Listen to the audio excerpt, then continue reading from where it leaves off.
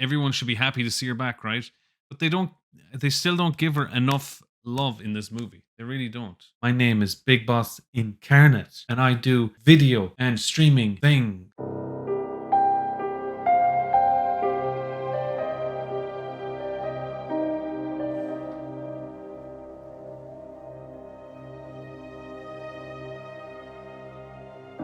Welcome to this review, you badasses. Welcome in, Sexy Member Club. This is a review I am going to do of Resident Evil Death Island. Death Island, come on, get to the chopper, get to the island now. Right, my knowledge of Ori is, I think basically almost all the games. I haven't completed every single one, but I've completed like 90% of them. I like the classics. Ori 4, Ori 5's decent. It's not the best game, but I like it a lot. In terms of Resident Evil, like as a Resident Evil game. I like CVX, I like Ori 1 Remake a lot. Ori 6, we just pretend it doesn't exist. Then there's Ori 7. I like it, but it could have been way better. The boat section, let's just say that. Everybody knows.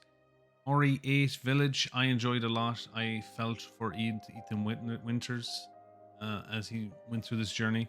I really enjoyed that. I know he's not the most exciting character, but he's kind of like an average Joe like me. I've watched Regeneration and Damnation 2 or 3 times each. I really enjoyed them. Vendetta I watched once and I forget what happened in it. It was that bad. And the animated Infinite Darkness show, which was pretty fucking awful and not needed. It kind of didn't do anything, you know, it was just there. It is kind of like this movie. Like, I'll say that really quickly is that like you don't need to watch this movie. It doesn't do anything extra. If you like cool fight scenes, huh? I couldn't tell you now unless I go into deep. I'm not going into deep. I'm not going into deep, lads. Going in deep. That's where I'm coming from. So I've all that knowledge. Love Resident Evil in general. Like even the worst ones, I can find some enjoyment of. Even Umbrella Corps. Okay, so I have done very little reviews in my channel, I think. Maybe one. And one is the one I can think of is MGS5. MGS5. That was ages ago. That was 2015 or something. It was a long time ago. And I'd spent ages doing that video. I think it was like 20 minutes long or something. But my reviewing skills are subpar. But I asked the community, I said, should I do a review? And I was like, okay. Because I enjoyed my time with this movie and I kind of wanted to review it because I know it's gonna get flack because it isn't perfect. It isn't. It's by far definitely not perfect.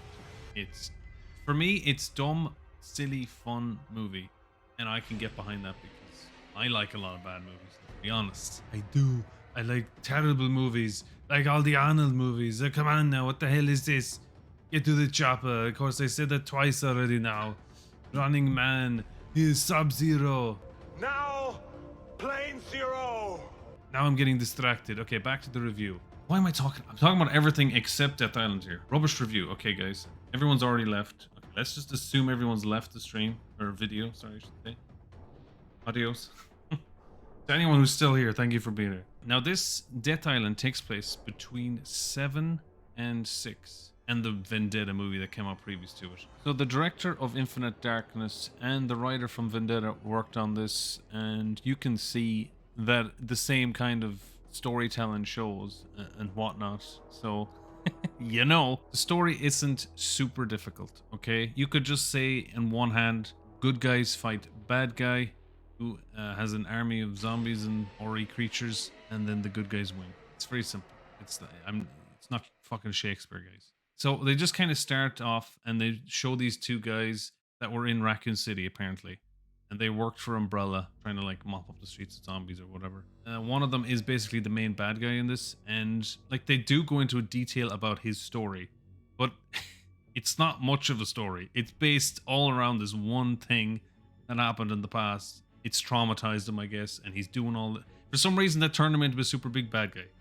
And for some reason, he knows other people that are in the bad guy industry and have them hanging around with them. And also, he just has a bunch of T virus or G virus or God knows what, C virus or something, all mixed together. Super virus. They don't actually fully go into detail. They just kind of, for sure, T virus is there because people get infected and turn into zombies. and there's random cases, and that's why all these characters, all the main characters, you know, Jill, Claire, Chris, Leon, and Rebecca are all kind of working together, is because all these are kind of connected, and they're connected to this island, which is Death Island, which is Alcatraz. They go visit there like tourists, and then all hell breaks loose because apparently the bad guy knows all of them.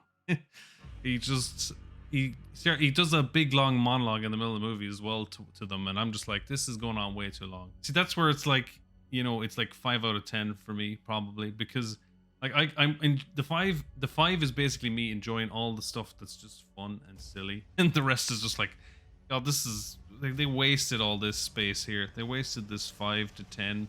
As someone who likes Resident Evil, I enjoyed it, but like, if you didn't know anything about Resident Evil and I showed you this movie, it's terrible. Like, it doesn't really give you that much backstory. It doesn't explain a lot of the things that are happening in there. You have to be an RE fan to know it. Like, I'm still saying it's still fun. It's fun.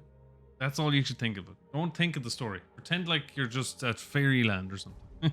Okay, the characters, right? We'll just quickly go over each character. Now, because it's so convoluted with all these characters, like Chris, Leon, Jill, Claire, Rebecca, of course, you're not going to get that much. And it's only like an hour and a half. So they're not like, if they had maybe 2 hours, they could go into more detail about each of the characters and why they're there and stuff.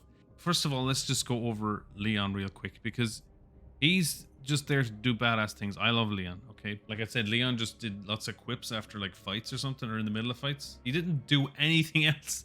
Nothing story related. It was just him making quips to the enemies. It's like, okay. But I also, and I still love him because Leon's my boy. I'm sorry. We saw Leon on a vehicle, and you can imagine how that goes. Leon was voiced by Matthew Mercer again, the guy from RE6. But I guess maybe they were recording both RE4 and that at the same time. So then we move on to Chris. There's not much to say about Chris. He just is there acting like Chris. He cares about everyone. He cares about Jill. There's a nice chat between Jill and Chris in this.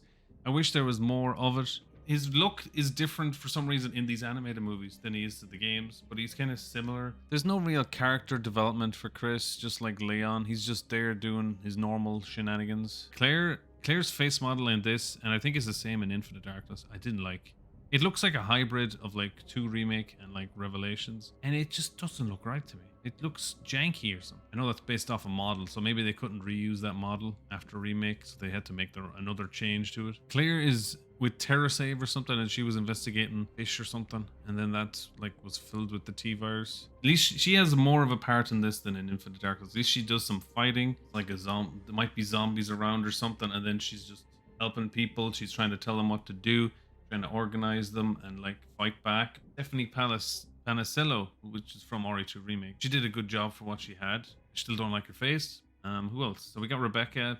She's in a very little part in it, really. Does some Rebecca-ing, kind of creates a vaccine because the zombies in there again, of course. I don't like her look too much. Rebecca kind of looked a bit weird. I don't know. Her face. Maybe I just didn't like the evolution of her face. She kind of moves the story along here and there, does some badass things, and no real character development for her either. And then Jill, of course, which everyone should be happy to see her back, right?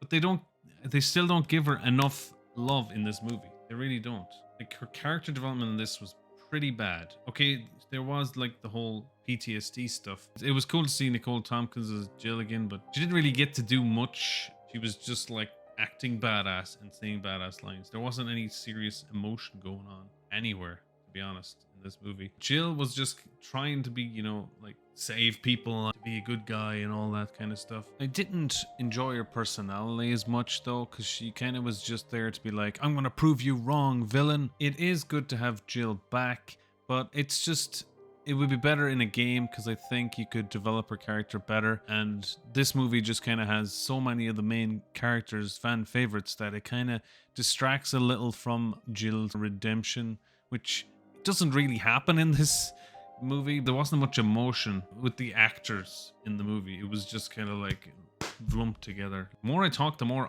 the rating goes down to a 4 out of 10, I think, guys. But I still enjoyed the movie, okay? Like, could I watch it a second time? Yes, I could. Yeah, like I said, 5 out of 10. I was gonna say 4 out of 10. 4.5 out of 10. And some people like point out all these flaws and stuff, and I'm like, Yeah, that's true. That's true. But then I'm still like, I'm looking past it and I'm just looking at the good parts or looking at the cheesy stuff. If you're not like a diehard Ori fan, you don't need to watch this at all. Is the story something I like to go back to? It's kind of eh. I mean, I take it with a grain of salt because I play Resident Evil 6, you know. So when I go through that, it's pretty much the same kind of shit. Like, really, like, is it the best way I wanted Jill back? Probably not. I probably would have preferred if she came back slightly more badass or in a solo movie, maybe.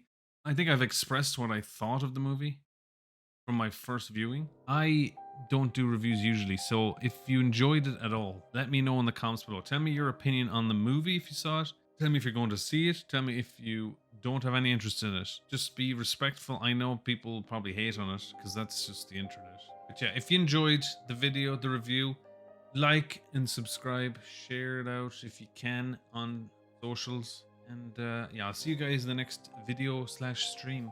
Editing. Dee. Stay sexy. Stay badass. And instead of a mouth, it's got 4 arses. This is why I don't do reviews. It's like, it's my opinion. So of course, what I say is coming from me, and I accept what I got. But trying to tell someone else what they will like is really tricky.